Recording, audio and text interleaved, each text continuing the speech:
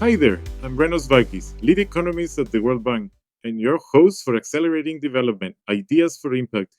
This is not your typical podcast. It's an AI powered conversation brought to you by the World Bank Institute for Economic Development, where we unpack the latest research with one goal in mind, turning big ideas into real world impact. Let's get started. Thank you for the introduction, Renos. Most of us don't think about global economic categories in our daily lives, but we do feel their consequences.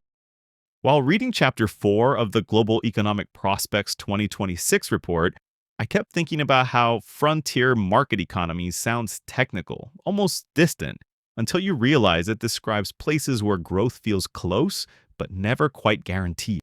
It is a fascinating group, yes. When we talk about frontier market economies or FMs, we are talking about 56 specific countries as of 2025. They sit right in that middle ground. They are not quite the big emerging markets like Brazil or India yet, but they are a step ahead of other developing economies. They have access to international financial markets, but it is limited. So they're on the cusp, and what really stood out to me in the introduction of the report was the sheer scale of humanity involved. Precisely. This is a demographic powerhouse. Today, FMs are home to 1.8 billion people. That's one fifth of the global total. But here's the number to watch. By 2050, that population is projected to reach 2.6 billion. That's massive, especially when you factor in that population growth in many advanced economies and big emerging markets are stalling. So these frontier markets are going to account for a large share of future global population growth.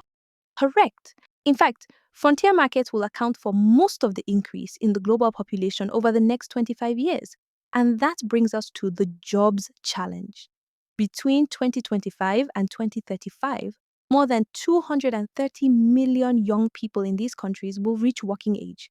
If the economies work, that's a massive demographic dividend that can power growth and development. If they don't, it's not just a missed opportunity. There will be impacts for poverty, social stability, and more. Right, and that feels like the perfect segue to the problem section.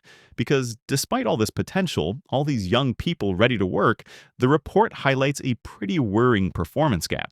It does. And we have to be honest about the data. Despite the potential, economic progress has been modest. The report notes that the real GDP per capita in the median frontier market is now less than one third of that in a typical emerging market. And that gap is actually wider now than it was back in 2000, right? It is wider, yes. And the engine that usually helps close that gap, investment, is slowing. In the 2000s, investment growth per person in the typical frontier market was over 5% a year. In the early 2020s, it fell to just 2%. Ouch, that's a sharp drop. It feels like the momentum just hit a wall. It has consequences.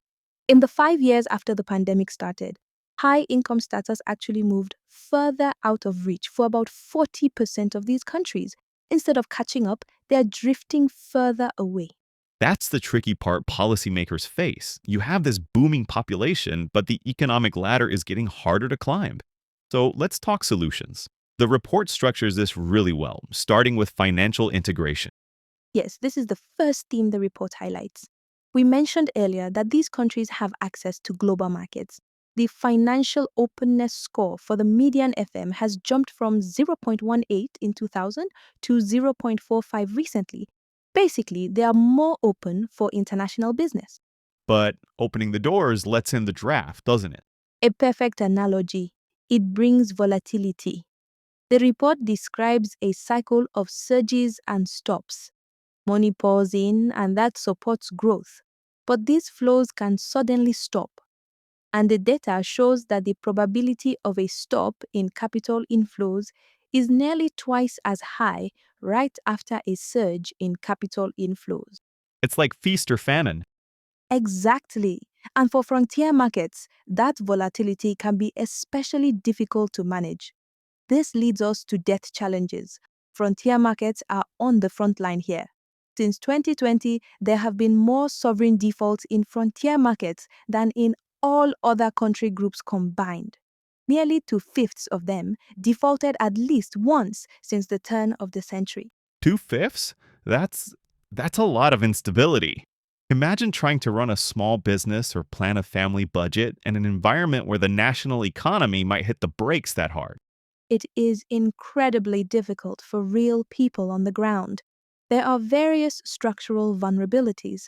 One is that these economies have a lot of foreign currency debt, and their safety nets, including their reserves, are generally lower than those of emerging markets. So, what is the fix here? How do they stabilize the ship? The report points to two main policy levers. First, build buffers. Policymakers need to develop institutions and buffers to help better absorb those shocks. Second, deepen domestic markets. Meaning borrow in your own currency? Hardly, yes, develop local currency bond markets. If you owe money in your own currency, a shift in the global exchange rate doesn't bankrupt you overnight. It is about reducing that mismatch. Okay, so that's defense. Let's switch to offense. The report mentions a success recipe. I love this part because it proves it's possible. And this is the part I love too. The report identifies top quartile performers. In these countries, real GDP per capita didn't just grow, it almost quadrupled from $1,500 in 2000 to nearly $6,000 in 2024. Quadrupled. Okay, so what is the secret sauce? What did they do that the others didn't? A few things. First, investment. The top performers had twice the investment growth of the others. Second, governance. They improved bureaucratic quality and controlled corruption. Third, financial efficiency. They made it cheaper for banks to lend money. And also, they did a better job of controlling government debt growth. Ah, that connects the dots for me. It's not just one thing, it's the ecosystem. And the report actually gives us specific pathways, right? Like real world examples. Yes, it highlights different country experiences. Look at Vietnam. They focused on export oriented manufacturing and trade. They joined the WTO in 2007 and it drove rapid industrialization. And I saw a stat there too about education. Vietnam boosted literacy to 96%. Correct. That is the human capital piece. You can't build a manufacturing hub without a skilled workforce. Then look at Rwanda. They took a different path, service led growth and tourism. They invested heavily in infrastructure to make that happen. And there was another one, Kazakhstan? Yes, Kazakhstan has oil and gas, but the key was how they invested in it and used the proceeds. They used a sovereign wealth fund, a national fund, to save money when prices were high so they could spend when prices were low. It's that counter cyclical discipline. That's smart. It can help prevent that resource curse we always hear about.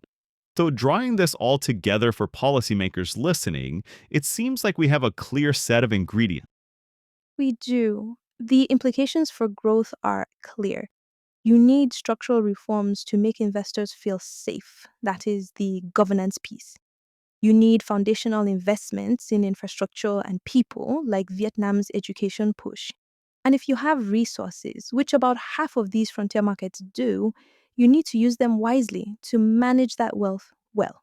It feels like a challenging road, but a navigable one. It is navigable. As we look to the conclusion, the report balances the risks and the opportunities perfectly.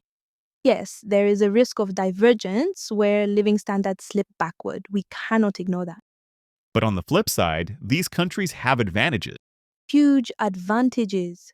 Compared to other developing economies, they have better capital stocks and have invested more in human capital. And here is a crucial point for the future. Many of them are rich in critical minerals, things like manganese, tantalum, lithium. These are materials the world needs for the energy transition and new technologies. So they're holding the keys to a green future, in a way. Exactly. But to unlock that potential, the policy messages are not just about financial integration and development. That has to sit alongside some basic good economic practices in a dual approach. First, bolster macroeconomic stability and institutions, establishing the policy credibility to manage disruptions and attract business. Second, push structural reforms to support investment growth. That is how you create jobs for those 230 million additional young people in the next decade and the many more who will follow. That's a powerful place to leave it. It's not just about economics, it's about securing a future for the next generation. It really is. It reminds us that while the frontier can be a volatile place, it is also where the growth is waiting to be unlocked. If policymakers can balance that stability with the courage to reform, the demographic dividend doesn't have to be a burden.